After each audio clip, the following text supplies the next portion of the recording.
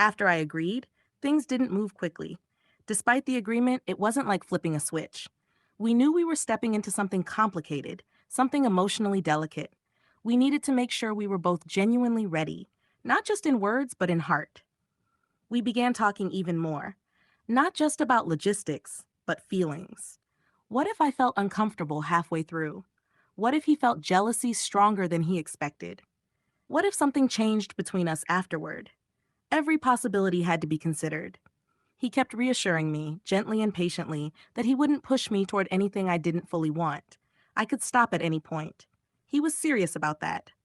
The idea wasn't just about a moment, it was about exploring something layered and psychological.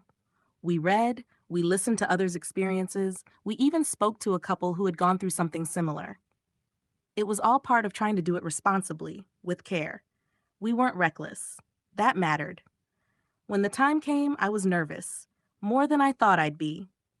My hands shook as I got ready. There was this deep, quiet voice inside me asking, "Are you sure you're doing this for yourself too?" I looked in the mirror for a long time that night. I wasn't just dressing up. I was stepping into a different version of myself, one I hadn't met before, a woman who wasn't defined by expectations, but by choices. My husband didn't look away from me even once. He didn't look uncomfortable. He didn't seem distant. He looked focused, connected, attentive, and strangely proud. I expected awkwardness or tension, but instead I felt a calm I hadn't predicted. It was like he was holding space for me, letting me step forward while standing firmly behind me. It meant more than I could say. What happened next was surreal, but not for the reasons people might assume.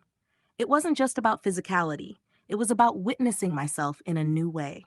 My fear slowly melted, not because everything was perfect, but because I allowed myself to feel, to experience, to be present. The world didn't fall apart. I didn't lose anything. I discovered parts of my confidence that had been dormant for years, and afterward there were no accusations, no silence, no walls. We lay in bed, holding hands, quiet, not out of discomfort, but out of a kind of awe. He asked how I felt, not in a demanding way, but in a careful, sincere one. I told him the truth. I said I didn't expect to feel so alive, and I didn't expect to feel closer to him because of it. But I did. In the days and weeks that followed, we had more deep conversations than we had in years. We became softer with each other, kinder. Somehow, the experience didn't create a crack, it built something stronger. We trusted each other on a new level now. That kind of honesty is rare, and we both knew it. It wasn't about just one night.